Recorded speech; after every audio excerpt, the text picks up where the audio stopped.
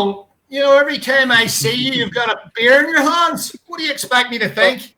Not today.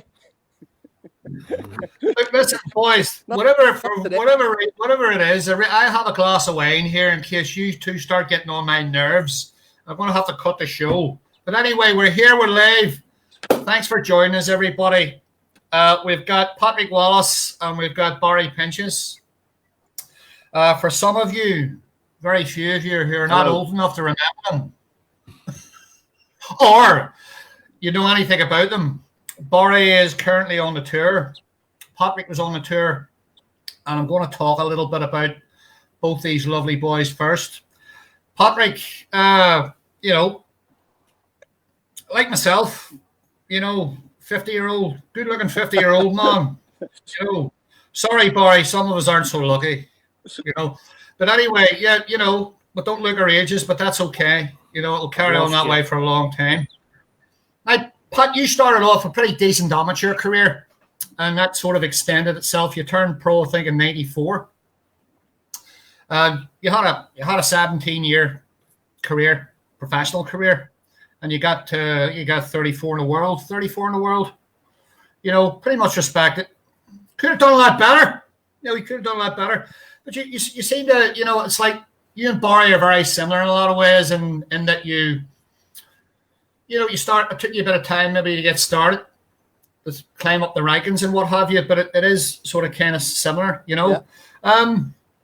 2001, you came to life, did very well. You got the quarterfinal of the Worlds.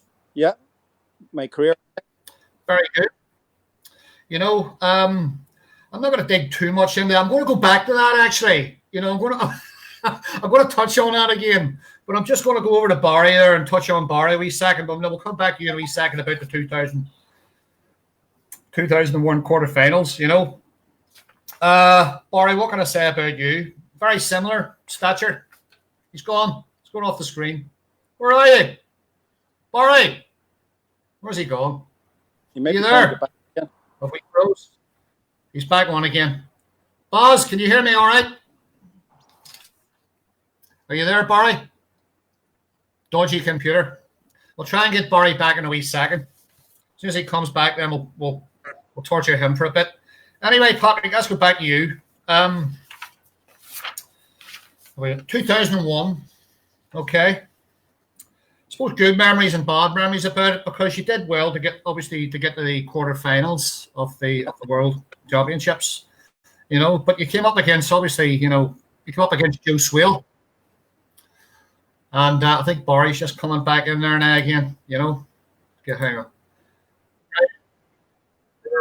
Pros. Praise, okay. Stop messing around there. See when old men start messing around with computers, that goes very, very wrong. Anyway, don't worry about that. We're just talking to Patrick there about getting to the quarterfinal of the World Championship in 2001. It's probably maybe fantastic. A little bit hurtful there, Pat, because you came up against Joe Swale. Yeah. And I think you were 6-2 and 7-4 in front of him. Sounds about right. And you lost that match 13-11. I've tried to block all those memories out, Dave. Thanks very much. We're going to come. Yeah, no, we're going to come back to that a wee minute. But now that Barry's back on, we'll sort of touch on you a wee bit, Baz, for a second. Very similar stature here to Pat. You good amateur record to begin with, and then you hit the tour. I think you hit the tour in late 80s, 88, 89. I think you hit the tour, and you've had a 30-year career. 89, and it took you a while to get the juices going as well. I think the pair of you sort of improved very gradually, and Pat, I think you came off the tour and got on. Came off 2 or 3 times. Barry, you had a similar situation as much as your career was a bit longer, and that to that extent, But you interesting thing about you, Barry, is you had a couple of really strong seasons, sort of like threw you right into the rankings as well. In fact, got you as far as the top 32. I think you were provisionally ranked 14 at one point. Actually, in all fairness, but that was a tough sort of time. You did about £500,000, that's probably enough to buy you a wee house in Norwich. But that's all right too. A couple.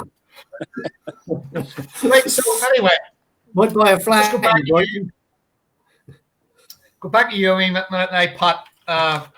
Fortunately, they're going to have to touch on this quarter final against Joe Swill. Okay. Let's talk about it a wee bit.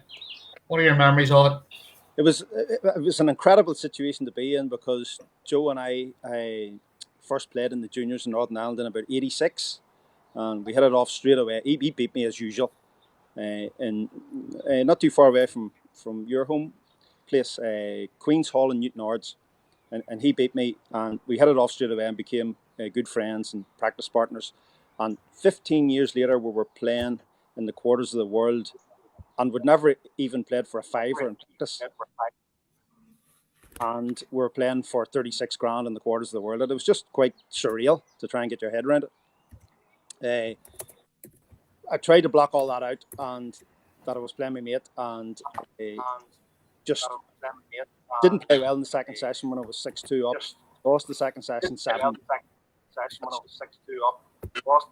Was in the final session, finished up 4 each, and that was good enough to get Joe 13-11 to the line. So just one bad session cost me, really, but my overall attitude towards that World Championship is I got the one quarter final in 16 years as a pro, so I feel very, very fortunate that the one quarter final was the World Championship. But it must have hurt.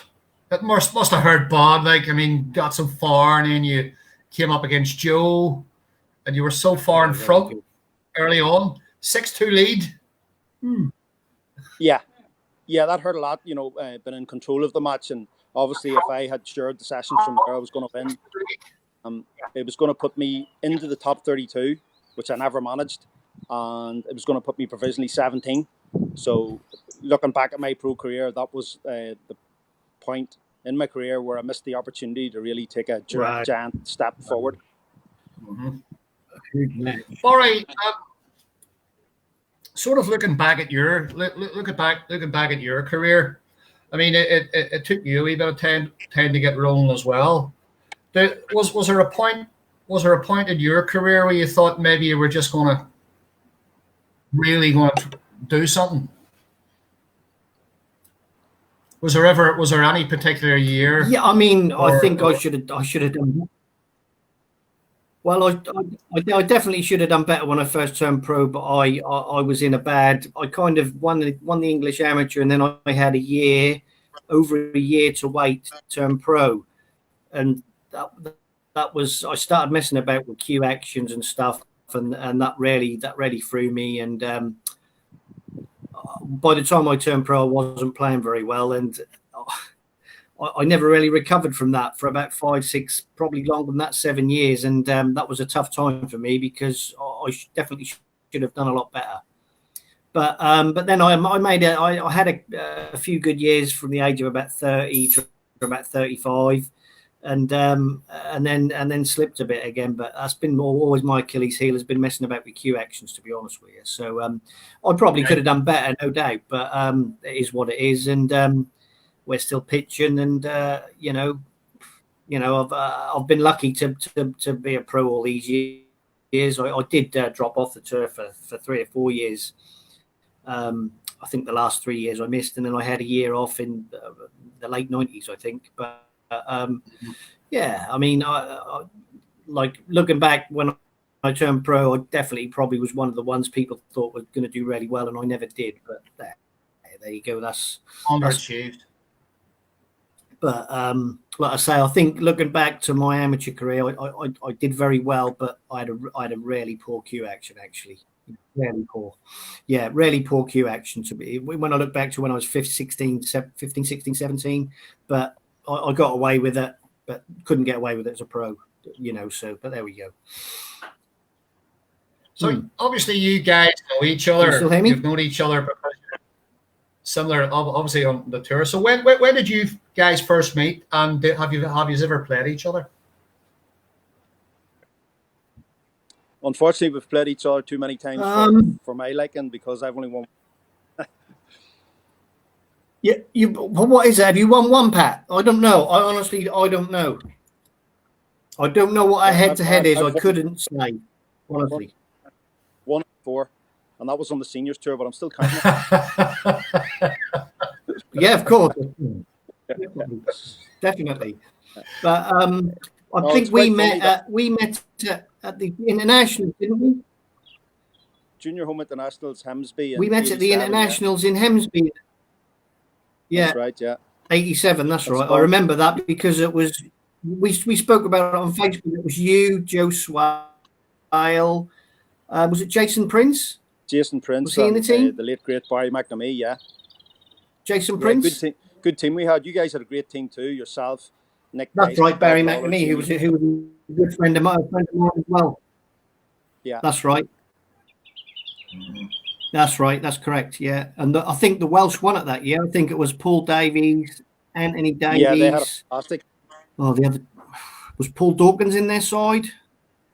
That's right. Yeah, they did have a good team. Yeah, they did have a good team. Davies, yeah, but that was a long time ago. 30 years ago. Yeah, 30 plus years ago. Mm. It's amazing that we're still actually that holiday camp isn't there anymore. Yeah, that's right. That's right. You're breaking up a little bit. Yeah, I'm having the same problem. Your stream's a wee bit better now, boss. Your stream is, I think myself and Pat are all right, but I don't think that computer likes you very much. Oh, that computer's got good taste, by the way. I don't know what it is.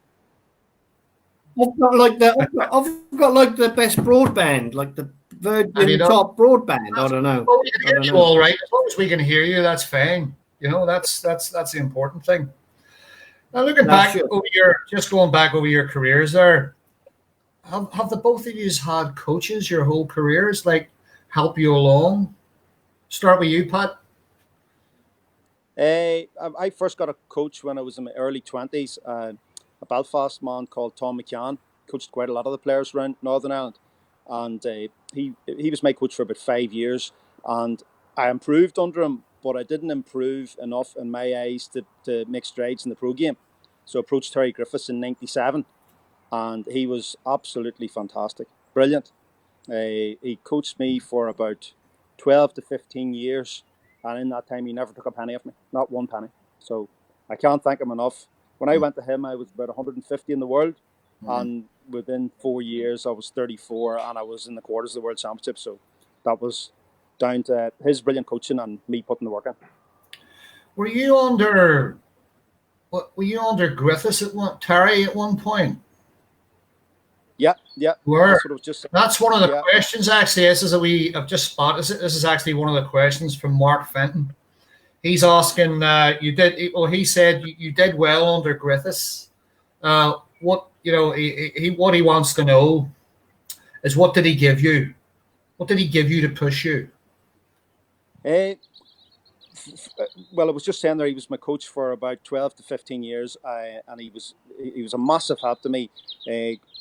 I went to him and he asked me, what do you want? And I said, I want to change a few things technically because I don't think I'm good enough.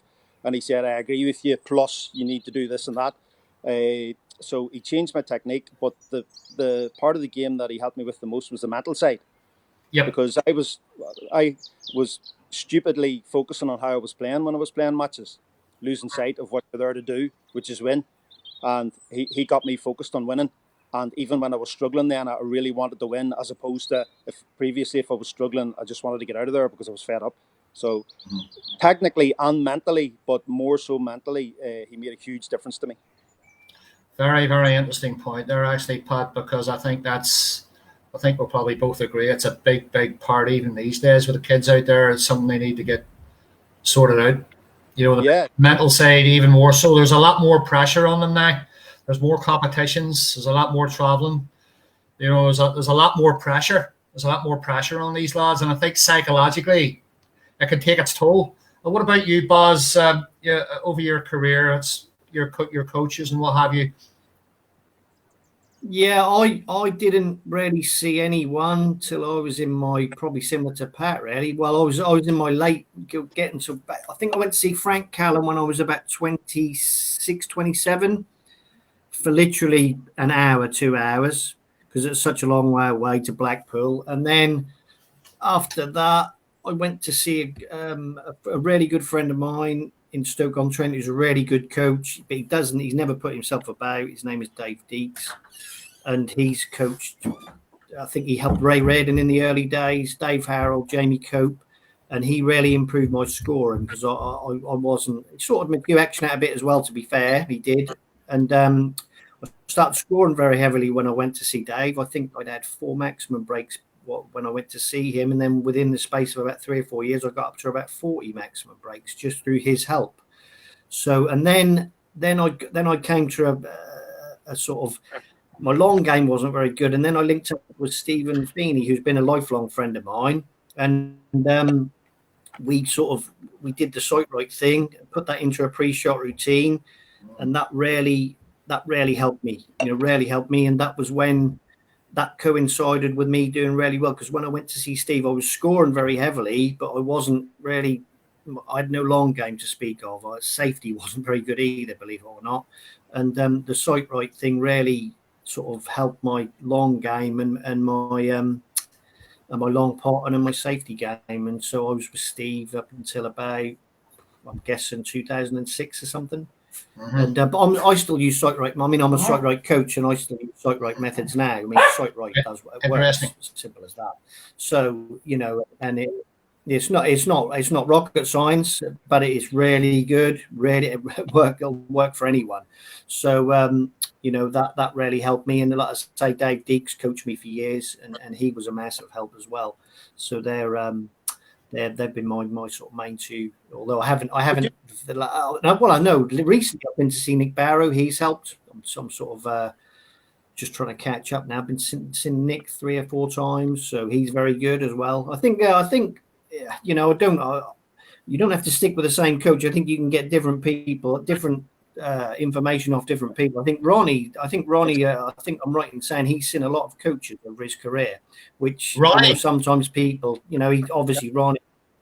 Yeah, I think he's seen plenty of coaches, which people don't really know a lot about that, But obviously Ronnie, the most talented player on tour. I think perhaps the most talented player ever, but a guy who's seen, a lot of coaches. Even when he was youngster, he would have been seeing coaches when he was 12, 13, 14, I'm guessing, Did you have to make a change under sight there right? we go. I wish I'd have had coaching when I was in in my teens early. What about Pat? What are your views on sight rate? No, it was pretty much it was just pre-shot stuff. Right. Well, it works. As simple as that. I mean, if you're not looking at the shot correctly before you play it, sight right will prove that to you. And if you're not looking at the shot correctly to start with, you're in trouble. And sight right will fix that. Yeah. No question. No question at all. I had a look at it when that's the top and bottom of it for me. It scared me because it was the difference. Really? Yeah. No, it's very. Well, I think it was the difference between sighting a point and sighting a line. Like the premise was for snooker, you have to sight a line, and the alignment boards were telling me that I sight a point with my right eye. Naturally, the test with the chalk on the table, Frank Collins one. I naturally sight a point with my right eye. Boards were telling me that I sight a line with my left eye, and just far too much of a change for me to take my cue from under my right eye to under my left eye. Really? I tried that. I tried that for a few shots, and I couldn't hit a half ball blue off a spot in the middle. Never mind pot it. Couldn't hit the blue. You imagine taking your cue you've played from there all your life to there. Yeah, so that scared me and put me off it straight away. All right. Yeah, I can't. Yeah, really. Yeah. Well, when I first did it, I wasn't. I didn't have a pre-shot routine really. I was probably sliding into the shot a bit and stuff like that. So that that just made sure 100% that before I played the shot, I was on the right line before I got down. And that'll do that for anyone. Before you get down, you should be on the right line of the shot, and sight right will show you if you're on the right line. So it's helped an awful lot of players. I think it helped the likes of Mark Davis start to make a breakthrough, and Stewart did it as well. So it's helped an awful lot of players. I was really. It helps. No, it's not a big change you have to make. You know, I don't know whether, you know, I don't think it's a huge, you know, thing that you change that you have to go through to do sight right. You know, that's my view anyway. So you know, it works. I think the beauty of it is it's really quite simple, but it's a bit of genius and it works. It'll show you if you're sighting a straight line correctly, and there isn't a lot else that'll do that really. You know. Yeah. Huh? Is sight right any good if you're cockeyed? Probably not. No. I think you're lost. I think we've got Stephen Feeney's coming on the show in a couple of weeks. Just going to organise it. Hopefully, Stephen tells all about it. Yeah. Get a wee bit of insight to what he's doing, because I've had a couple of chats with Stephen in the Players' Lounge there the last few months, and he's a very, very interesting chap. You know, and it's just good to get inside his head a wee bit and see what he's doing with the players. I mean, I like the sight right thing. I think it's a good thing. I think anything that can improve the players' game at any level is a good thing. And the sight right thing, pure and simply does improve everybody's game. You know, so Stephen's coming on. That'll be interesting. Very good. Right now, before we move on the coaches, can I just say, Terry Griffiths was amazing to me, but the revelation to me was, having watched Terry for years on the telly and not really known his personality that well. You know, he was obviously had a reputation for being a slow player and being a conservative player, which I don't think was right anyway. But the laughs that I had in his match room in Clonathley when I was spending 5 and 6 hours a day in there with him, he had me crying, laughing, mostly at myself, because of the things that I would say to him, and he would laugh at that, and then he would point out to me how stupid I was. So there were great memories for me, and I have to say I really, really appreciate everything that Terry did for me. No, I'm sure Terry will appreciate that, Pat. He's got a fantastic reputation as a coach. Rightly so many players have said so many good things about him. I spoke to Terry very briefly a couple of times at some of the events there, and not for very long, but you just feel as you want to talk to him a little longer. You know, he's got so much to offer. Same thing goes for Dennis Taylor and Joe Johnson. You get so much from them, you know, just little chats with them. All those former champions are so approachable. They're great, terrific guys. You know, getting a couple of wee good guys. Have a look at a couple of wee questions here. John Wood's asking, do you both still hit 147s in practice? Start with you, Pat. Not as often. I've only hit about 12 or 13, which is pretty poor when you hear some of the numbers been bandied about that some of the guys have hit in their careers. But listen, it took me a long time to hit one, so I'm happy with that. But I haven't hit one for about 3 or 4 years, so no is the answer to that question. These young guys are hitting them all the time. I mean, Mark Allen and Jordan Brown are hitting them. They're hitting them every other day, apparently. Yeah. You know, Mark doesn't do an exhibition without hitting a 147. It seems he gets one every time, which is phenomenal to me. It is incredible. Barry. Yeah. Boss. Yeah, no, I haven't hit one for a good while. I play most of my snooker on my own, but I was never a prolific 147 maker. I don't think I've had one in a tournament. Lucky enough to have one in a tournament. Brilliant. But and I missed the black for another one actually in another tournament. But I haven't had that many. I've only had probably less than, I reckon I've had less than a dozen against other people. Most of mine, I count them if I have them on my own, to be honest with you. But I barely because of sort of I've spent a lot of time living in Norwich. I don't really practice with many people. Although now I've got Luke, my son Luke to play, and George Bragnall to play with. So I've got a few more people to play with than I used to have. So, but yeah. I mean, 147s are a lot more commonplace than they were years ago. That's for sure. You know, you mentioned Luke. Luke has improved so much. You know, just in case some of the viewers out there don't know Luke. Luke Pinches is he's quite a regular pro-am snooker player, a young guy. Obviously, your son Barry, he comes and plays the competitions. He's improved all the time. Every time I see him, he just looks as if he's gained so much each time he comes to the events. And I keep saying it, who better to have as a coach But this leads me on to another wee question here, which I've just put away there. I nearly forgot about it. One of the guys was asking, but you touched on it there, Barry, about practice. Do you prefer to practice on your own, or would you rather have people around to practice with? We'll start with you, Pat.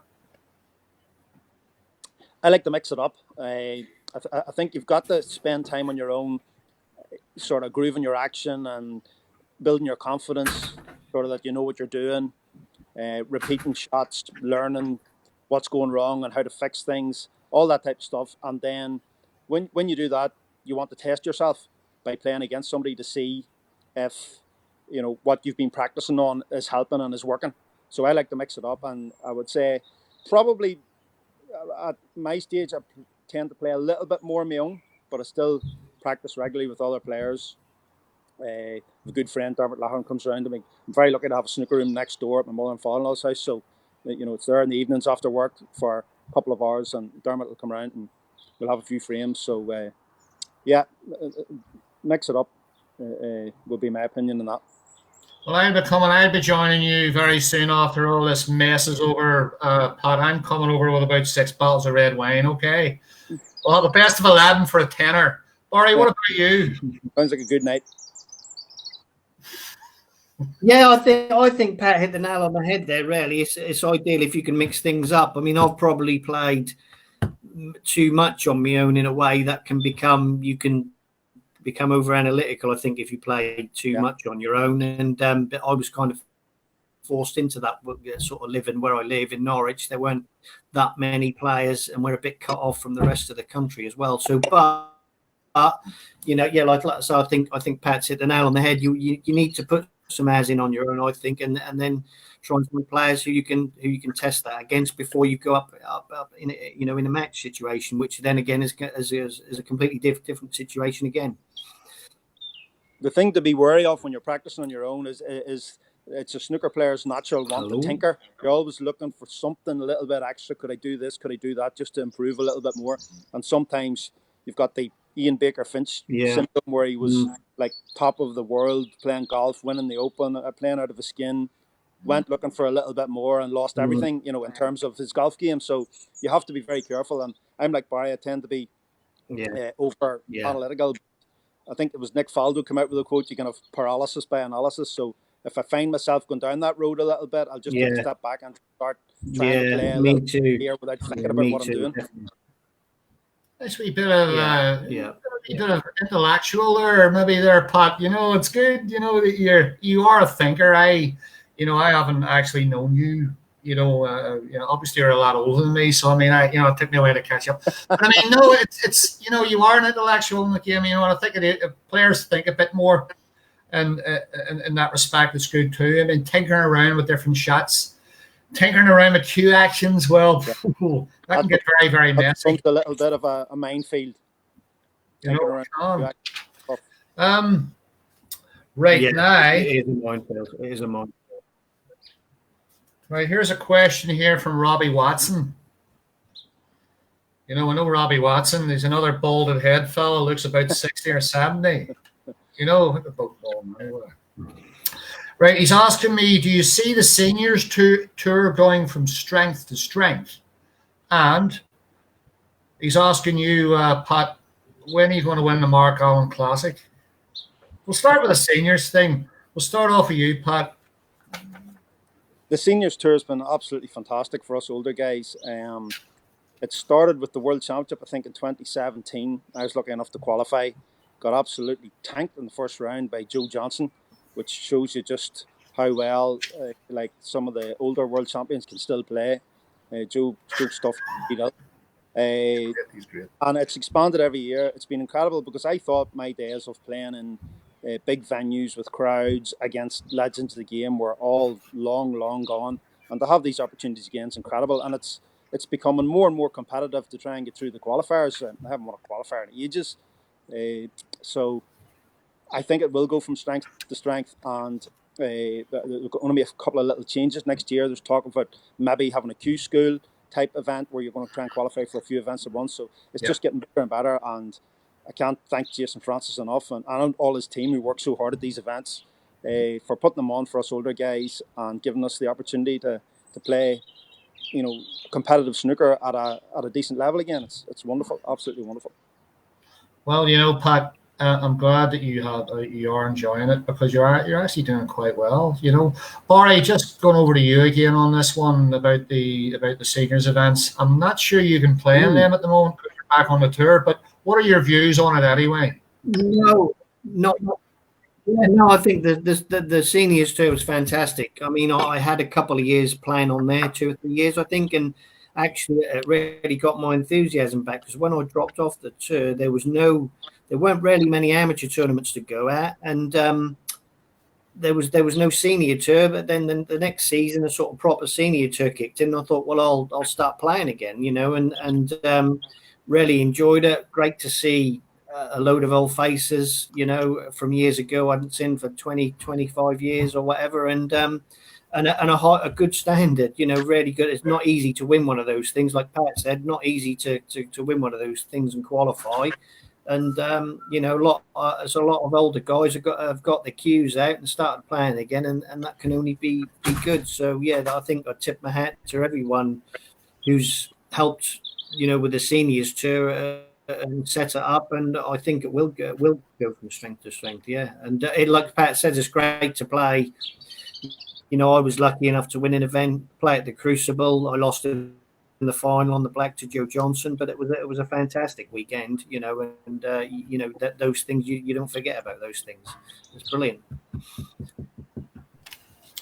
The other aspect of that is for me is I can't believe how many new friends I've made. I've obviously made most of my friends in my life I've made through snooker, from juniors to pros to amateur international events, all through my career. And it was just starting to that aspect of things was fading. And then the seniors tours come up again, came up like a few years ago, and started to meet lots of new people that I would never have met, and now I've made some fantastic new friends because of it. So it's not as they're great, serious on the table. It's serious, but it's not as serious off the table. We socialise together over the weekend. We have a few drinks, we have a few laughs, and it's been a really, really enjoyable experience. Loved every minute of it. Yeah, excellent. That is excellent. Yeah. Yeah, I'll tell you what, Pat. I like Barry said at our wee build-up banter video the other day there, is actually very true. If you're doing very well in the seniors, mate, you're beating someone. I know you are beating some decent amateurs.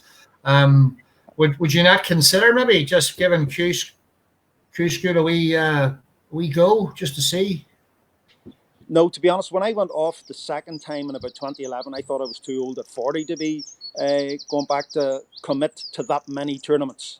It's just, I don't want to move to England away from my family and my home, so I would have to commute to all those tournaments. And at that stage, it was just starting to expand to about something in the region of, 18 to 20 to 22 tournaments. And I just thought there's no way I want to be committing to that level of travel and time away. And also, there was the financial worry, because if you go and you bomb, if you qualify for the tour and then you bomb, you're going to cost yourself about 10 grand. You're going to be missing a load of weeks' work. So it's just my sort of cautious nature. I just said no. Yep. That ship has sailed now. But like, I love snooker. I've loved snooker from the first minute I ever played it, and I was straight back as soon as I went off the tour. I was straight back playing amateur tournaments in Northern Ireland, and as long as I'm still fit to hit 50, I'll be playing those for many years to come, I hope. Yeah, no, that's absolutely right, Barry. Right. Anyway, look, we've got to answer some of these questions here because I'm getting carried away as usual. Right. Put up some questions that came in a wee while ago there. Right. Toughest matches. Your toughest matches over here. Quite, Dave, I think. Sorry. All right. Can you hear me? All right. The toughest match. Toughest matches of your career. Yeah, I can hear you. Yeah. Yeah. Can you hear me? Start off with you, Boz. What's your toughest match of your career? Cool. Wow. I think so tough, so hard. I mean, you had I'll tell you what. Probably the toughest one that I lost was when I lost to Henry at the Crucible in the last.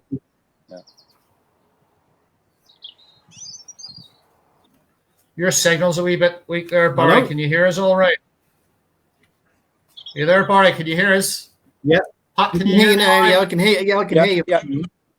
I can hear you. Just picking up a wee bit. Yeah, that's all right. Yeah. I mean, you did have.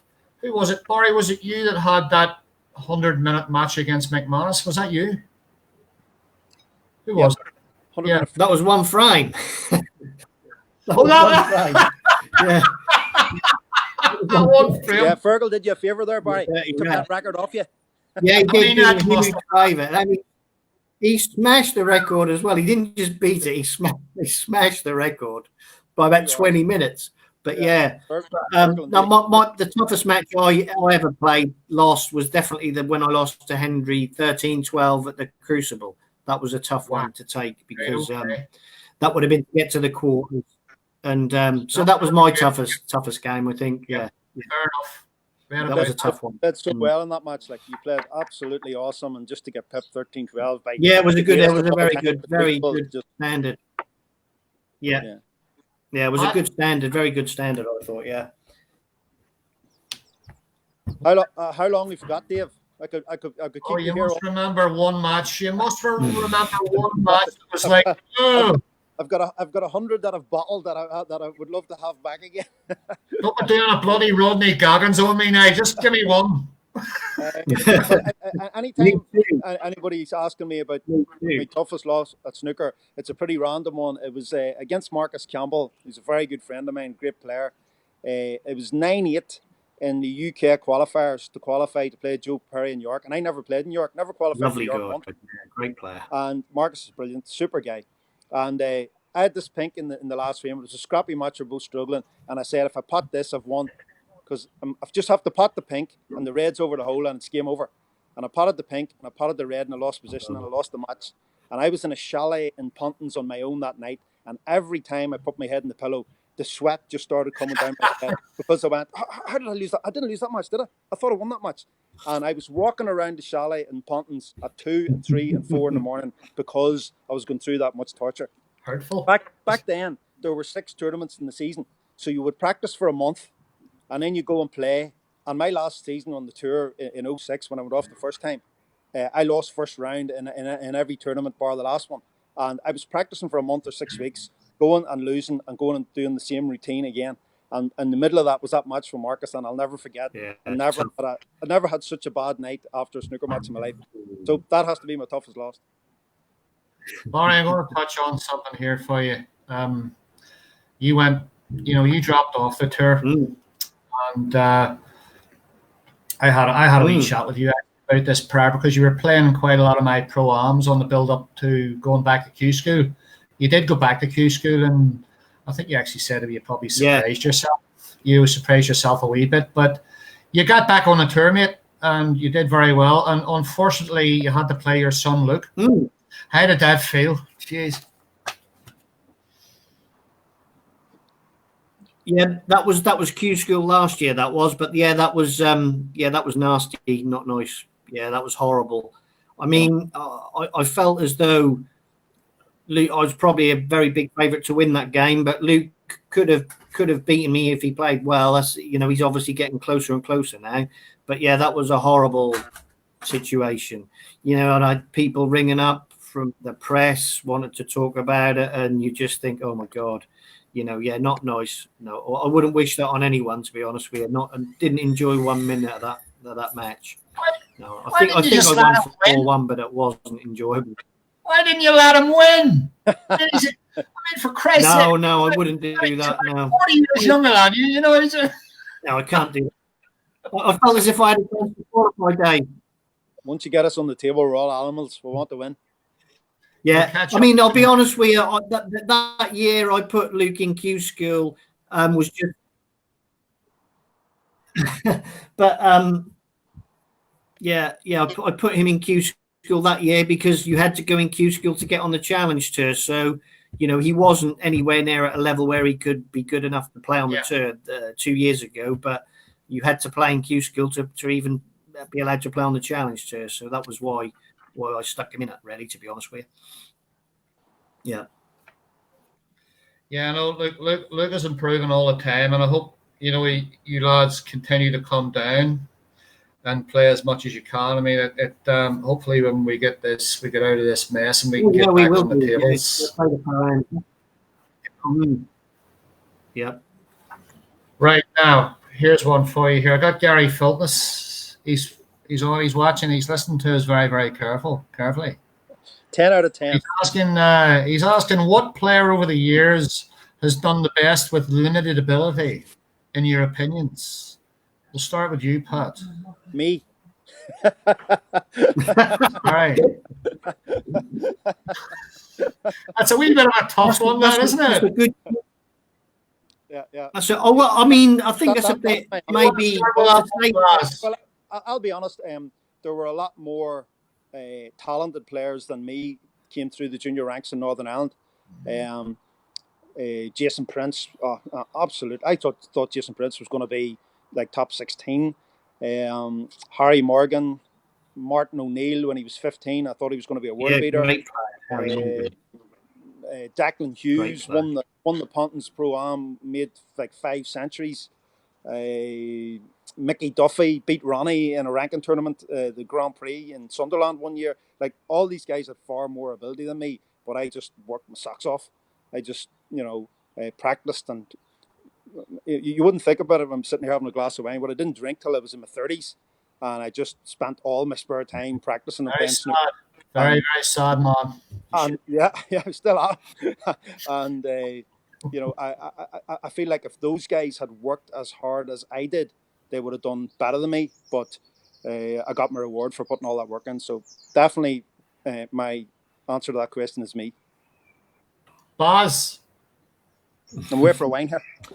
Yeah, I think I would say, like, to say limited ability is probably not fair, but I think someone like, say, I think he's done. I really admire as a player, and I think he's a brilliant player. In fact, he's been a world champion, and a lot of people wouldn't say he's the most talented player in the world, but he makes up for it in other areas as Graham Dott.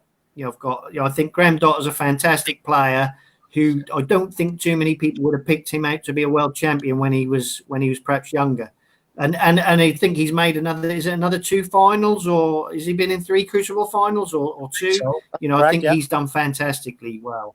I think he's a real, like I say, player who I think he's got. If you can get the most out of whatever you've got, I think that's what everyone's aiming for, isn't it? I think Graham Dott for me comes into that category personally, and like I say, I've got a lot of admiration for Graham and a lot of time for him.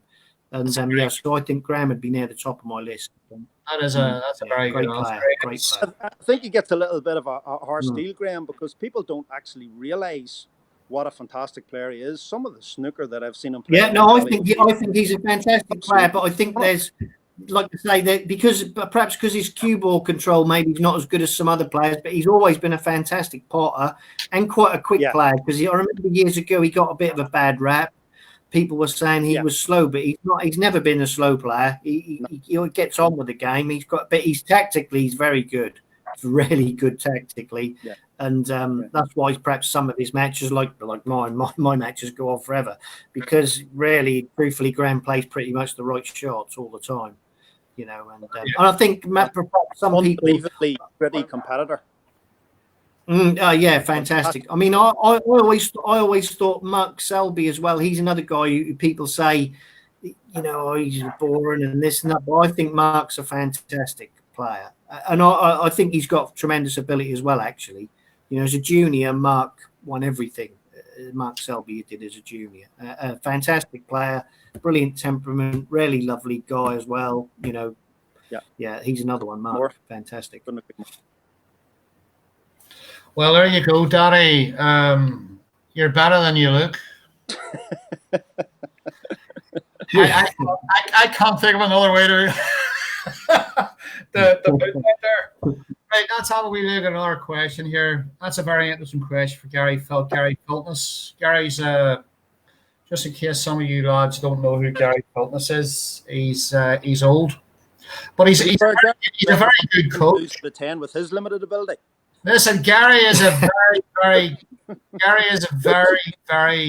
very good coach. He has a lot of ability, I know this because he keeps reminding me. Okay. Anyway, Gary got the yips. Gary got the yips. He's told you that he got the yips, didn't he? Gary did.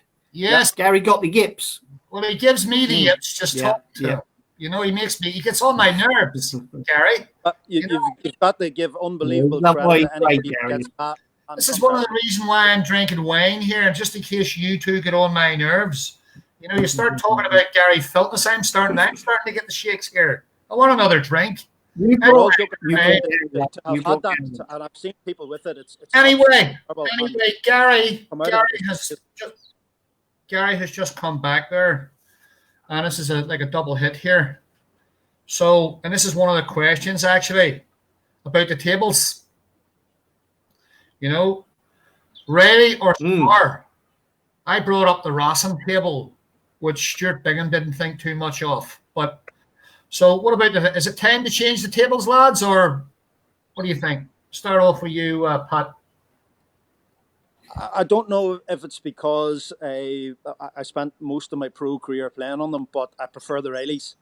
There's not, I don't find much of a difference in them, but I don't know what it is. I just think the Rileys play a little bit better. I found the Stars a little bit of an adjustment when they changed them, but I did get used to them. It's a tough one again. There's not much in it, but if I had to pick one, I'd go for Riley. And I've got a Riley from the World Pro qualifiers in 2002, and I definitely wouldn't change it for the world. 20 years ago, Barry. Yeah, 18 years ago. Yeah. Yeah, I mean, I always tell the story. I always tell this story when people ask me about, especially the Star Riley thing.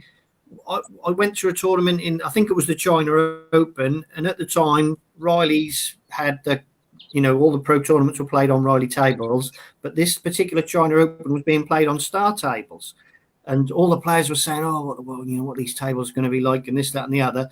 And the overall sort of feeling was that really the Stars were exactly the same as the Rileys, because they had the same templates, and they were obviously sort of, the Chinese were good at copying stuff and this and that, and everybody said, well, really, there's really very, if any difference at all. There's no difference. So I don't really see a lot of I've never seen that much difference in them, to be honest with you. I mean, I've got a table in my match room, and it's a Riley silver leg. But they're a set of cushions that I've had for 15, 20 years, Riley cushions. So, and, but there we go. I don't think I think the BCEs were very good years ago when I first turned pro. They were really good. I think they're all, if you get a good table with good steel block cushions and a good match cloth, then, you're sort of halfway there, really. I think a lot of people, just touching on the tables there for a second, a lot of people think the Star table, the Star table's been around for a long time now, and obviously there's a contract involved. We're not going to get into too much involved with that. But there is like, the Star range of tables. There's like 25. It's not 25 changes or levels of the table. So they have made little changes as it's going along. They've upgraded the table as such. Right. So, again, right, okay. Sort of thing. Didn't know that. No, I didn't. No, I didn't. Yeah. All right. Who's that? That was actually Gary. Oh, here's Rodney. Rodney's come on. We're in trouble. We could be here for a while. Yes, we could. It's a good job I don't have him on the screen. We wouldn't get a word in edgeways. Anyway, here he is. As pros, would you change anything in your Hello, Rodney. As professionals, would you change anything in your careers? Start with you, Pat. Wow. Trust Rodney to come up with one that stumps you. Well, I guess some people, like Jimmy, for example, I'm sure regrets not being a little bit more disciplined with all the talent and ability that he had. I can't say it about me because I put in maximum effort, so I've no regrets in that regard. I've regrets, like I've lost a lot of big matches from winning positions, which really, really hurt. I finished up going off the tour by losing from 8-4 up in the world against Matt Selt, who's a good friend of mine, great player, but killer way to go. And I lost from 7-4 up in the semis of the World Amateurs. You've already touched like 6-2 up against Joe in the quarter. So, I regret losing matches from winning positions, but that's on me, and there's nothing I can do about that. But I certainly don't regret the effort that I put in. If I have one regret, I might have socialised a little bit more. But then again, if you flip that the other way, if I'd socialised a little bit more, I mightn't have done as well as I did. So I'd have to, other than losing matches from winning positions, which we've all done, I have no regrets. Well, not touching a drink till you were 30. No, I still don't regret that. Barris. About you, Barris? Yeah, I mean, I think sort of if I could have changed anything, I think looking back, I mean, there weren't that many coaches around in the mid to late 80s, but I wish I would have got some good fundamental coaching when I was a kid, because I never had that. I was pretty much just self-taught, and I never, like I say, I never saw a coach till I was 27, really, and I had a lot of bad habits before that, and I can look back at video of me when I won the English Amateur, and I actually had an awful cue action. It was awful, and but so that would be my thing, and I would say, if you look at especially you could sort of compartmentalize the Chinese. They've all got very good fundamentals, and they've all had good coaching at a very young age. I think that's really important. Any kid who comes into any sport should get the fundamentals, which I never had good fundamentals, until I was probably, well, God knows how. Must have had tremendous, so that would be the thing that I would change. To do what you did, like English Amateur Champion, World Amateur Runner-up, English Amateur Final the next year, and you're saying you had a bad cue action. So you obviously had a very natural gift for playing snooker. Yeah. I had a great. I won a lot of tournaments as an amateur. Our eyes close up again. Probably, I would say, but that'll only get you so far, won't it? I mean, if I can think of a couple. I can think of a. Oh, have I? Oh dear. Am I right now? Can you hear me? Okay, there. I can hear you. Yeah, your stream's a wee bit slow. It has a reflection on your character, but don't worry. Yeah, no, I mean, yeah. It's Norwich. Yeah. I live in Norfolk. Well, that's another reason why. Anyway, no, I was just. Yeah. I mean, I don't sort of. I remember playing a couple of juniors years ago, and I played two of them in the same day at Willie Thorne's in Leicester, and one of them was. I mean, he's not with us anymore. Poor, rest in peace, Lee Spick. He was a tremendously talented player. Lee Spick was. And I played Sean Murphy on the same day.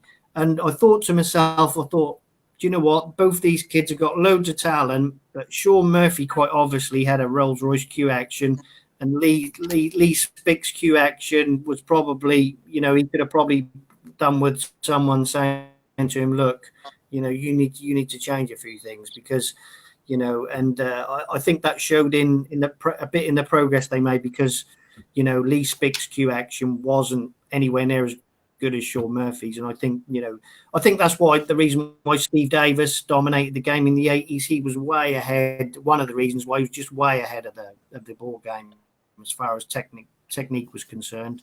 Yeah. And Stephen Hendry too in the 90s, fantastic technique. Somebody's asked me another question there about your 100-minute McManus. Can you both hear me all right, guys? Yes? I'm struggling to hear Barry, but I can hear you, Dave. Can you hear me? That's all right. Yeah, Barry, your stream's... Your stream's a little bit... Yeah, I can hear you. Yeah. You're going to have to get with it. Get yourself a computer while you're in the house. You can order one online through Argus. They're only about 300 quid, That computer there, listen, I know that. This is a top-notch computer. That computer, sort it out, will you? We're on live TV. Anyway, here's another question. Windows XP. Windows XP. Best of sevens or best of nines? Pat? Well, the players at a reasonable level are always going to want the longer matches because they feel it gives them a better chance. You know, the longer the match, you feel like the player with the most ability should win. So, best of threes for me. Best of threes. Very good. Yeah. Good answer. Good answer. Yeah. Pat's having a sense of humour. Go ahead, carry on. No, listen, if best of sevens allow for more players to go to the venues, then that's fair for everybody. The top guys probably won't like me saying that, but, you know, because they've earned their position and they like their, you know, when I was playing, it was such a huge deal. I know when I qualified for my first couple of venues, it was such a huge deal to go and play those guys at the venues, stroke on the TV tables, because they were completely at home and it was totally alien to me. And to obviously anybody who was qualifying. But I think, you know, best of sevens allow certainly the home nations type events to be run off in a week. So you want the big tournaments to stay the way they are, the World Championships, the UK, the longer matches. But I think best of sevens are exciting, interesting, and they allow for a level playing field for 128 players at a venue. So I'm all for them. Interesting. Baz? Yeah, I'm with Pat there. Really, I think from a yeah. Can you hear me? Yeah. Yeah, I think from a spectator's point of view, I think best of sevens. You know, they're I mean, I like the longer tournaments. I like watching the longer tournaments with the World Championships. Obviously, the UK, but best of sevens from the get go. Every shot is really important, and I kind of like that. You know, I like watching that almost better than the longer frames, and I think Barry Hearn's done a good job introducing best of sevens and no intervals either. You know, I think that's really good. Yeah. Some would prefer. I think some would prefer the best of nines, though. Yeah, best of nines are more old school. Well, I mean, change yeah, things, so everyone's got used to best of nines. Yeah. You know, I think in snooker we needed someone like Barry Hearn to take over and dictate to the players, because, you know, it was all got a bit stale and this and that, and you know, I don't see anything. Best of seven still plenty of time to get your head into the game, and you get plenty of shots. It's very rare you don't get any chances even in a best of seven. So I think best of sevens are good. You know, I don't mind them at all. Same here. And I feel like I say, I think they're good commercially. They're good for TV. You know, the viewers, people nowadays, a lot of people don't want to sit there for 4 or 5 hours watch a snooker match. Best of sevens can be over in most, you know, in an hour and a half. A lot of the best of seven games, no intervals. You know, I've never particularly liked intervals in even in best of nine games. I sort of was calling to get rid of intervals donkeys years ago, but. Yeah, I think we did play a qualifier this year with no intervals, and the game seemed to go quite a bit quicker. But yeah, I think best of sevens are good. I think a mix and a variety is really good for the game. Exactly, yeah, variety. I mean, I think the snooker shootout has been fantastic. You've got your big tournaments like the Masters with best of 11s, and those like Tour Championships and Players Championship tournaments with the longer matches. And then the home nations events. I love watching the home nations events. They're brilliant. They're played off in a week. 128 players. No, I think the current mix that they have is very good for the game, and the game's in great shape, which is the important thing. Very good. Yeah, very good. Right, here's a question here. Yeah, absolutely. Question from both guys. To Marvin Morgan and Derek McMillan. They're asking who's going to win the next World Championship. That's an interesting question. There are quite a few contenders. Yeah.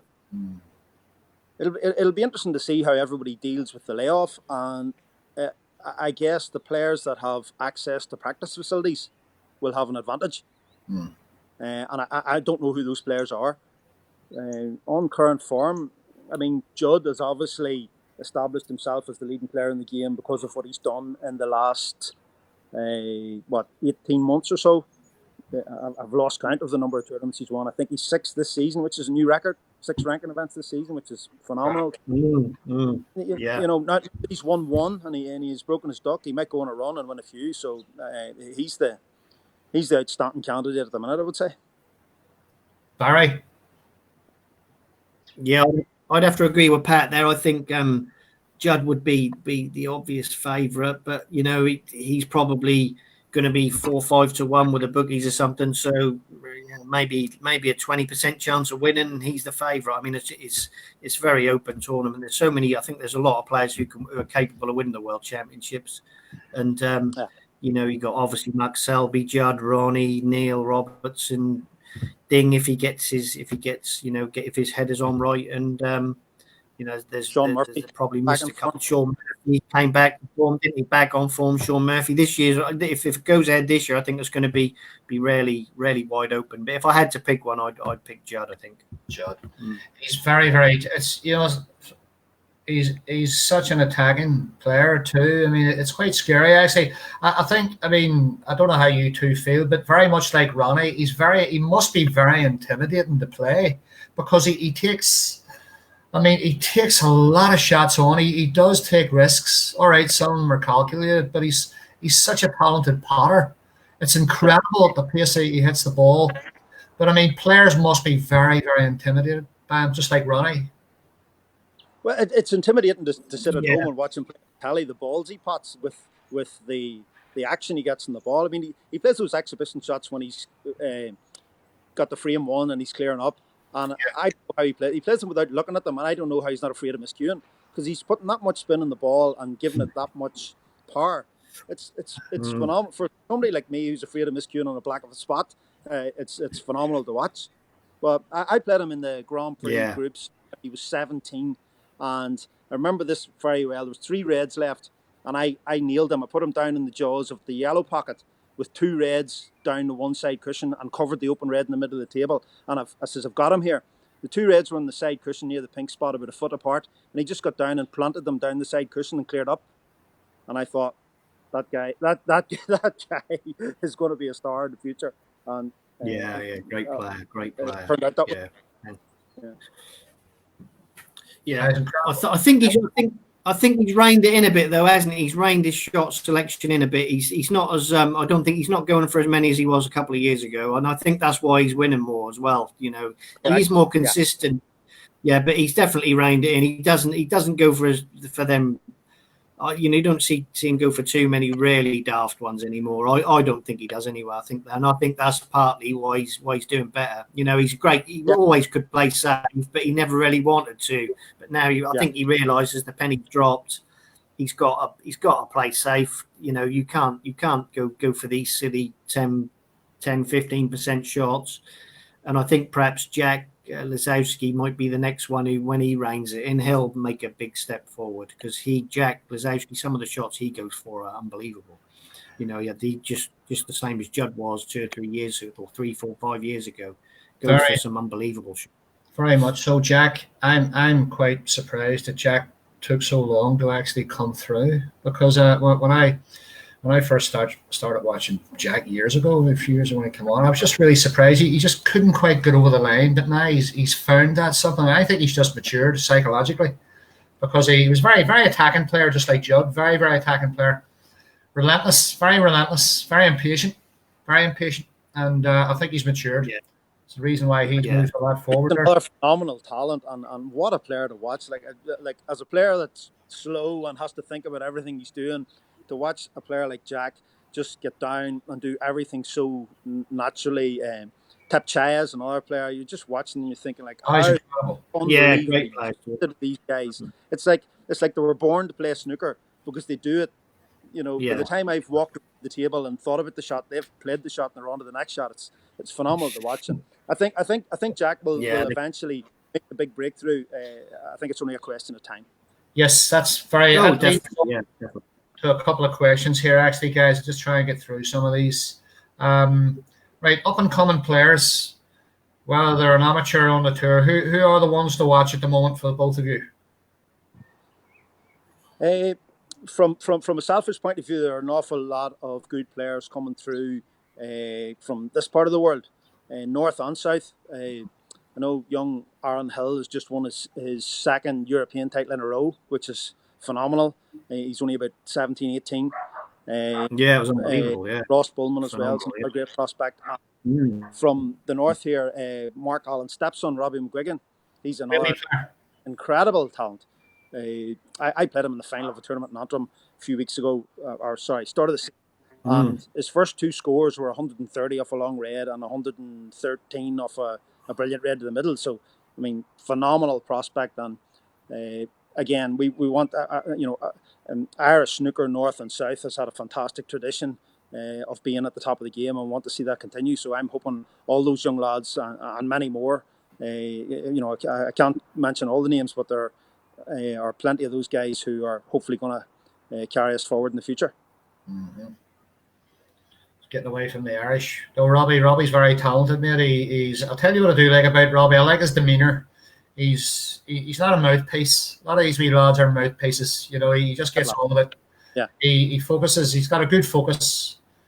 Look, wee bit of temper in there. You can see a wee bit of anxiety in there. But look, that's in all these good young players who are coming through. You know, Barry 147 on the caught on the closed circuit TV and the club cameras when he's 13. In a frame against somebody, which is incredible. So hopefully we'll go on to do big things. You, Barry? Yeah, I don't think I've seen any of those Irish lads play, to be honest with you. But I know Robbie's done very well on the Challenge Tour. He's had some good runs, and I think I've seen a lot of the English junior snooker with going around with Luke, and they're playing some good stuff on there, a lot of the lads. And one of the lads who sort of comes up, his name comes up a lot, but is Sean Maddox. He's done. I mean, he nearly got his tour card. He lost. I think he lost in the final of the under-18s, and to get his tour card, lost to a Chinese lad, and the World Amateur under-18s, I think it was, and. I think he lost in the final round of Q School last year to Dave Lilly. But just taking that and then taking Sean, he plays in the Premier Under 21 tour, but he's not dominating that tour or doing. It's not like he's setting that tour alight. And I think that's a credit to the other lads who are on the Under 21 tour. They're all playing some good stuff. I think there's some good young English boys about. Yeah, I think there's they're playing some good stuff. Here's an interesting question from Stuart Bond. Hello. He's asking, can you hear me all right? Yeah. Here's an interesting question from Stuart Bond. Yep. If you could have a professional's cue action, whose would it be? Pat? It's hard to go past Ronnie, isn't it? I mean, tremendous cue. That's the first one I'd think of. Absolutely phenomenal. And I was very, very lucky to get a couple of practice sessions with him. He was over here doing some exhibitions in 2004, actually just before he went on and won the world that year. And I was very lucky that he was looking for some practice, and obviously had a Rayleigh table, and I practiced with him 2 days in a row. And to see him close up, what he can do with the ball and his panache and style and grace, it's phenomenal. So there are quite a few players that I'd like to have their cue actions, to be honest, but Ronnie's probably top of the list. Barry? Yeah, I'm going to say a couple, but Sean Murphy, and I'll probably an obvious pick, and another one is a guy who was an amateur with me, and he's had the same cue action since he's 15 years old. And I know he went to see Frank Callum when he was 14, 15. That's Anthony Hamilton. I think he's got a fantastic cue action. Who's that, Barry? So that's what they're my two picks. Oh, yeah. Beautiful cue action. Yeah. Sorry, it was Sean Murphy and Anthony Hamilton. And Anthony had that cue action when he was 15 years old. Yeah. Great cue action. Talented player. Nice lad, too. That have been the ledge. Scoring machine. Absolute scoring machine. Oh, yeah, top. Yeah. Fantastic player. Getting some nice compliments for you as well. That makes That's a good thing. Nobody's laying into me. I'll say I talk too much. See, I've been very good, actually. Yeah. I've been really, really good. Right, now, we're going to touch on cues and tips here. I didn't know there was a chat thing. Oh, Sorry, Baz. Terrible, man. I didn't know there was a chat thing on here. You can chat with the people. No, the questions are on the live feed. I can see the questions. Yeah, carry on. And then I had questions on. I've got just a few more questions, getting through them, but the usual ones come through about cues and tips. So basically, what type of cues do you both use, and what sort of tips do you use as well? Start with you, Pat. Good question. I've very recently changed in terms of tips. I've very recently changed because Gary Filtness lent me a tip to try called Century G3. Right. And I tried it, and I couldn't believe how long it lasted me. First one I used lasted me 18 months, and it got damp on a flight. I was coming home from the PMK Pro-Am in Glasgow, and it got damp on the flight, and I had to take it off, or it would have done me another year. And previously, my tips were only lasting me 6 months, so that's what I'm going to be using going forward. My cue, I've used the same cue for 28 years. A local cue maker. My hometown here is Dungannon, and Collisle, and Dennis Taylor's hometown is about 4 miles away. And a local cue maker called Tommy Edwards made me my cue in '92, and I've been using it ever since. Sadly, Tommy died sort of late 90s, but I've used that cue now for 28 years. I think it might be starting to lose its life a little bit. What do you think, Barry? Cool, 92. That's old, isn't it? That's really old. My cue is I've just got a machine splice cue, but it's probably dates from the late 80s. It's a Barracuda gold medal, but I've never been one for messing about with cues too much. But I might actually get a new one made because the wood's getting a bit old now. It's not very. It's getting a bit old, the old wood a bit, I think. And but I've always used Elkmaster tips. Going on to tips, I've always used Elkmaster. Mm-hmm. And I did try some layered tips, but they kept getting big chunks coming out of them. So I miscued, and a big chunk came out of it. And I thought, well, I don't really want that happening in a match, so I just stuck with a good hard elk tip, and that's what I use. Elkmaster. You like a hard tip, Barry? Do you? Yeah, I just go for an elk. Try and find a hard elk tip. Yeah, I tried the layered tips, but they kept splitting on me, so I just stuck with the elks. I'd love to be able to play with a soft tip, but I just can't. I can't play with side with a soft tip. Joe Swale uses a really, really soft tip, and I've seen him put on a new tip, put a red 2 foot from the black pocket and the white in the bulk line, and pot the red and screw back into bulk for a shot. And I can't even pull it in. It's like, I just don't understand how people use soft tips. So what about the chalk, the new chalk, the Tom chalk? How do you get on with that? Do you use it or what? No, I can't use a soft tip. Yeah, I'm using the new chalk. I'm on to the second model of it now. Do you want to go first, Pat? Yeah, it's absolutely brilliant in terms of lack of kicks. Kicks are down to about, 2-3% of what they used to be. So I love it, and I'm going to stick with it. Interesting. Yeah, no, I stuck with the normal chalk because I played a couple of players, and they had some bizarre miscues, and I thought, I've never seen a miscue like that before. And I looked at their chalk, and they were using a different kind of chalk. I think it was Town actually, but I've seen miscues with Town chalk that I've never ever seen before previously. So I just thought, you know what, I think I'll stick with a triangle chalk. So you still get the odd kick, but if I play with someone who's playing with Town, they're still going to get kicks off my triangle chalk, and I think they've got more chance of miscuing. That's the way I see it. But some people say they get on great with Town.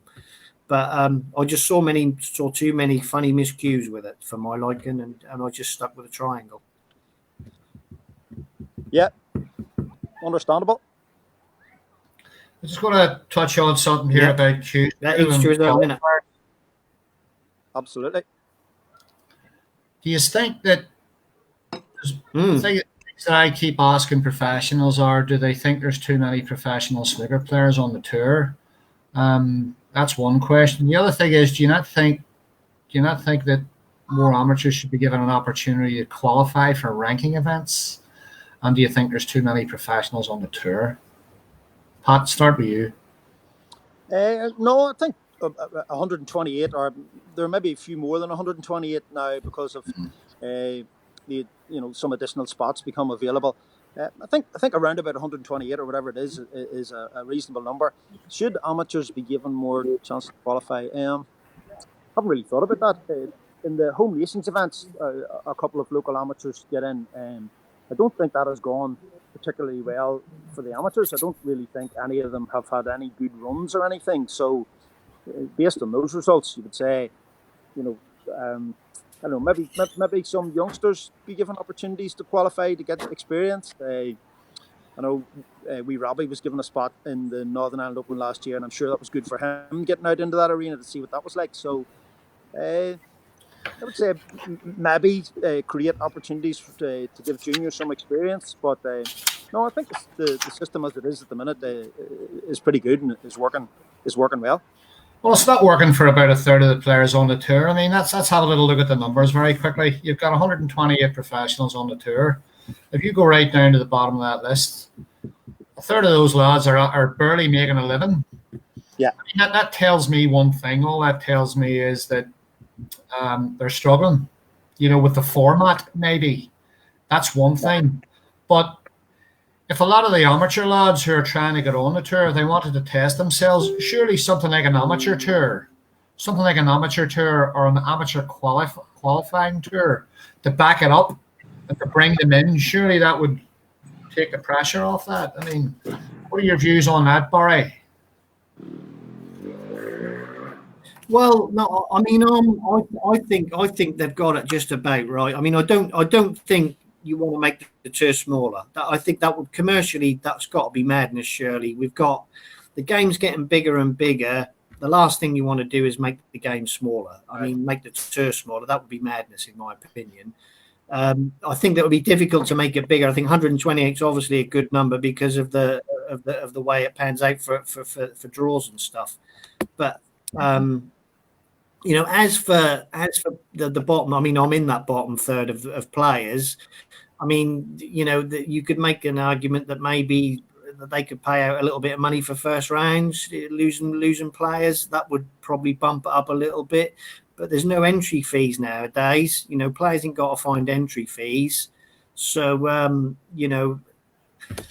there's lots of money knocking around in snooker now, like £15 million total prize money. The game's never been in better shape. So I don't think I mean, I've only won 3 matches this year. I think, and I've won 10,000 quid, but I haven't been good enough. And it's as simple as that. And if you can't win more than 3 or 4 matches, you shouldn't, you should perhaps be thinking about doing something else, especially if it keeps continuing. But, I think, there's never been a better time to try and be a professional snooker player. £15 million. I mean, when I was doing well, there was like £4 million total prize money. So I think they've got it about right. I think the as for amateurs playing in pro events, I'm not a huge fan of that, to be honest with you. But I see that it's better to have. It's a good idea to have a top up list. So we don't want pros not playing in events and then having people getting buys. So I think that's good, and having the odd event where juniors get a chance. Yeah, that's a good idea as well, a decent idea. But I don't think you want amateur players flooding into pro events all the time. I think really they've got everything pretty much. As good as you can get it. I think if your point about that maybe the bottom players not earning enough money, you could say, well, maybe you could guarantee them 300 or 400 quid a tournament or something like that. That's an argument you could make, but I think I find it difficult to criticise Barry Hearn and the people who are running the game, because as far as I'm concerned, he saved the game. The game was in such a bad way, and it wasn't being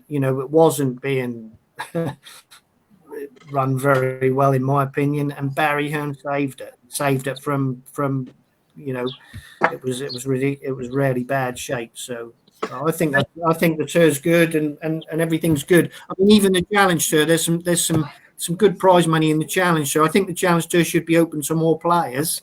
Yep. Definitely to more players. And if we could have maybe four pro cards for the Challenge Tour rather than two, that would maybe be a bit. But I think the Challenge Tour, they're £50 to enter, and you win 125 quid if you win one match. So from that perspective, that's not bad. But I think they've got the games in good shape. Yep. Effectively, the Tour is an amateur qualifier tour for the Pro Tour. So, talk of having an amateur qualifier tour, it's basically already there. But as Barry says, maybe have a few more players given the opportunity to play on it. Well, yeah, I think the problem with the Challenge Tour. Yeah, I think the problem with the Challenge Tour is that everybody, doesn't. That it should be open to everyone. At the moment you've got in at Q School and you've got to finish in the top, whatever it is, top 60 in Q School to be guaranteed to get in it, and that's not encouraging players to enter it. But even if it was a free for all, I'm not sure they'd get 128 entries every time. Yeah. So I don't know whether there's a demand for a huge amateur tour. I'm not sure there's a demand for a massive amateur tour at the moment. Spot on, absolutely spot on there. I think Q School, I like Q School format. I know it's tough, but it's a lot better than Blackpool. Back in the old days, it's a lot better. I mean, a lot of those lads were just wasting their time. I think Q School comes in for a lot of criticism, but I don't think Q School's perfect, but I don't think there's a perfect solution. I think Q School's as good as it gets. The overseas players have got a chance to come over and stay in England for 3, 4, 5 weeks and have a go. And you've got to accommodate. Snooker's becoming a global sport now, so they've got to be accommodated. It's not UK centric anymore. It hasn't been for a long time. So I think Q School is there's no alternative. Nobody's given me a good alternative to Q School. I think Q School does the job. Is a little bit of a lottery. I think it could be improved slightly. Maybe you could possibly seed some players, but barring that, I think Q School's good. It's only when you have these types of chats. I mean, I feel like we're having a wee debate here about Q School, which is good because it's good that a lot of the kids out there are listening to this too. But I think you hit it on the head there, Buzz. I think you're absolutely right in what you say. I think if they opened up the Challenge Tour for players to come in and pay an entry fee and play in it, I think you're right. Spot on there, and I don't think it would be overwhelming, Barry. I don't think it would be, because there's an appreciation there that is very tough. No, it's as tough. Yeah. I think they get more entries, but I don't think that you get. I don't think that'd be 120 entries like it used to be years ago in the amateur game. I don't think there's that many people. No. I think that's a solution in the amateur game. But unfortunately, I think that's a solution. I was going to say, I think there was people who played in Q School last year, and I know they would have entered a lot of the Challenge Tour events, but because they didn't finish in the top, whatever it was, tops 80 or 64, then they're not even allowed to enter the events. I think that's just a point they could look at. But part of that, I think they got things pretty good. I don't know if it's a logistical thing. Can the venues where they're playing the Challenge Tour events accommodate bigger numbers? I don't know if that's a problem or if it's something that they can get rid of by looking at, alternative venues. But going back to what you were saying, Dave, about Blackpool, when I started in Blackpool, there were 700 pros. And I think in my first year, I didn't do it, obviously, by a long way, but I think I had to win something like 9 or 10 matches in a tournament to get that venue, which the system now is definitely better. It's fairer. There were an awful lot of guys playing in Blackpool who like spent an awful lot of money and a lot of time there, and ran up, got themselves in debt and stuff. So you just got to be careful about expanding it so much where it gets out of control. The other aspect of that was that was a huge detriment to the amateur game, because any half decent amateur was turning pro, and then the amateur game was really struggling to the extent that they allowed low ranked pros to play amateur events. Like, I was lucky enough to win an Northern Ireland Championship when I was a pro. It's an amateur championship because I was outside the top 64. I think Stuart Bingham won the World Amateur Championship when he was a pro because he was a low ranked pro. So it's a balancing act. You don't want to expand it so much that it does harm to the amateur game again, because the amateur game's strong again, and the pro game's in good shape. So, having been through all these different scenarios over the last 25 years or so, I agree with Barry. I think they've got the system, pretty much right at the minute. No, it is. I think it's in a great place. Barry Hearn has, he's obviously pumped the money and the appeal into the game for a lot of the professionals. I think you're right, Barry, in what you said, that there should be something, maybe something for the professionals who are, maybe not getting past their first round matches financially. They could maybe take a little look at that in some ways. I mean, after all, these guys have played a lot of matches to get the turn professional, to get in. I think it's not easy. It's not easy to get a tour card. So if you were getting 300-400 quid for losing every first round, I mean, I'm not saying that because I'm down the bottom end. I just don't think that a lot of players would think that was unfair, because it's not an easy thing to get a tour card. That's the thing. I mean, you got that young Riley Parsons, who was playing in the English junior tour last year. He got through Q School. Tremendous achievement to get through Q School. And he's struggling a bit on the tour this year. He's going to struggle. He's only about 18 years old, 19 years old. It's not easy for him. And I don't think he's barely won a game. And of course, he's not getting anything at all, which has got to be difficult. But I mean, I'm like I say, I'm loath to criticise the way things are being run, because like I say, Barry Hearn's saved the game for me. So that's just a tiny little thing that could be looked at, perhaps. But there we go. Well, but Barry has saved snooker in terms of the transformation he's made since he came on board about 10 years ago to actually run the game, in terms of the increase in the number of tournaments and prize money. But Barry's attitude is it's very black and white. It's, I only want to reward winners, which is why there's no prize money paid for first round losers. But a counter argument to that that's correct. A counter argument to that is those guys that are losing a few first round matches and not getting any money are getting into financial diffs, right? So why not level the playing field and find out who the best players are by paying some money to first round losers, taking a little bit of pressure off those guys, allowing them to play and perform to the best of their ability, and then let's see who the best players really are.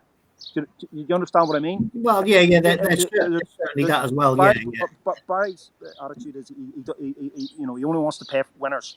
He doesn't want to give anybody any money for turning up.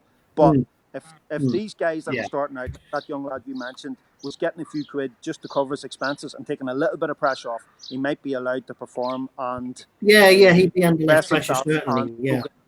So again, it's a judgment call. It's which approach you want to take. Right, boys, just going to move on. We're going to wrap this up very shortly. We got Stuart Watson's just asking, do you think the Worlds are going to go ahead in late July? He's asking, is it possible? Well, difficult question, that, Stuart. I haven't a clue, because it's complete guesswork on everybody's part. But if they do go ahead, I'm sure it will obviously be without crowds, which is incredibly disappointing, because as you know, Barry and I have both been lucky enough to play at the Crucible, and the crowd make the atmosphere, the intimacy of that place with the crowd. Like as you're playing a black of the spot, you could nearly reach out and touch the crowd because they're that close to you. It's a phenomenal place to play snooker, and it probably will be a little bit. It'll be very strange for the players to be playing there with no crowd. It'll be difficult for them. But listen, if we have a world championship without a crowd and we can watch it on telly, or no world championship, then I know I want to have a world championship with no crowd. I think that's probably very possible, Pat. Yeah. What do you think, Buzz?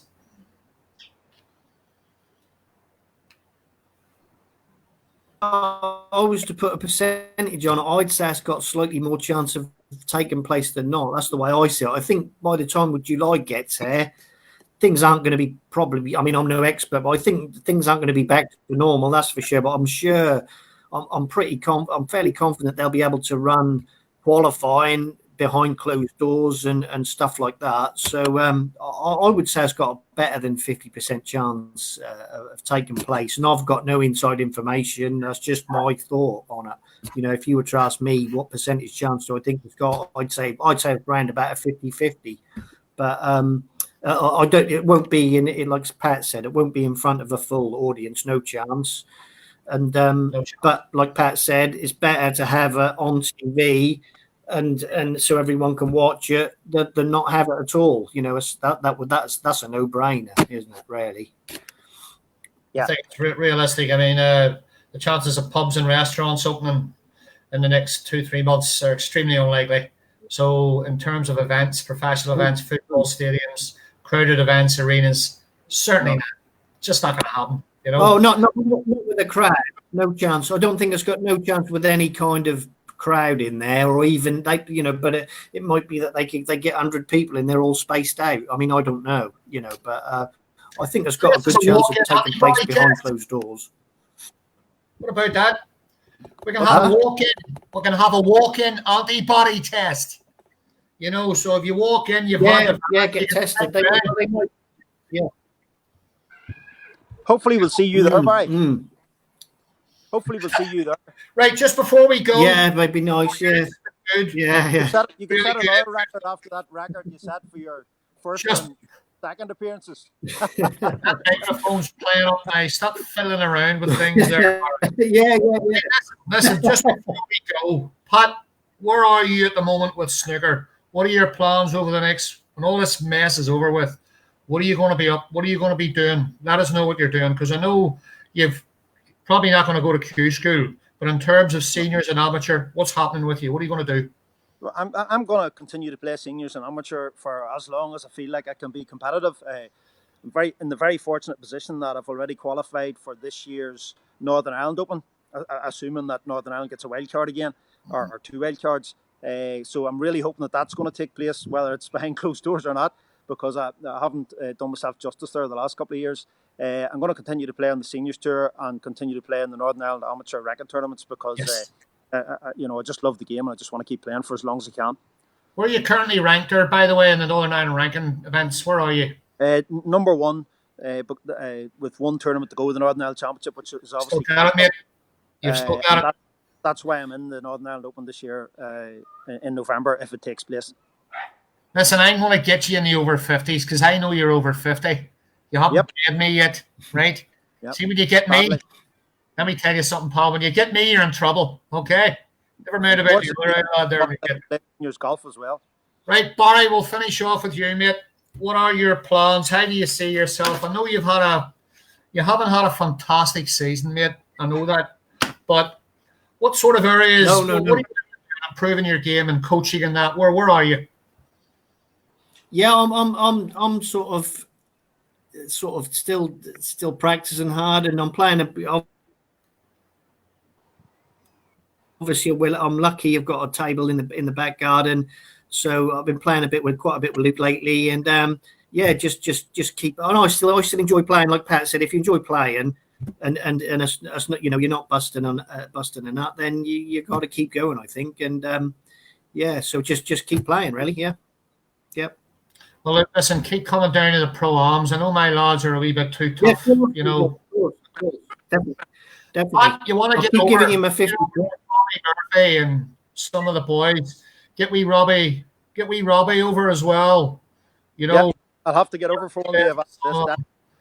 Come over. I might be able to put you up actually here in the house. You can come down, play a couple of matches, show think the I'll stay in a boys hotel. how to do it.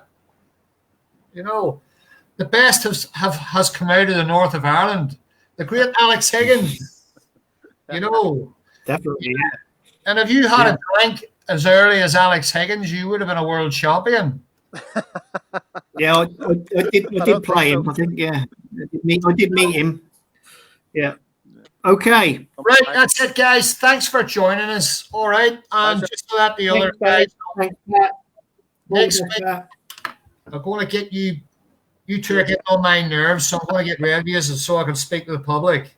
So, Barry, thanks very much. Take it easy. Thank you, Dave. Cheers, Barry. Thanks. Pat, I shall be in touch with you, mate. Cheers. Bye-bye. Be good. See you later. Right, guys. Thanks for joining us. Next week, great news. We have got Joe Perry and Michael Holt coming on, and we're going to have some questions and answers for them. And we're going to talk about their careers a little bit.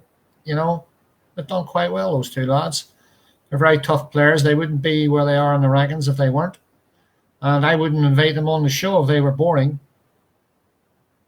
So join us next week. It's probably going to be around about 7:30 next week, guys, because of certain things that are going on.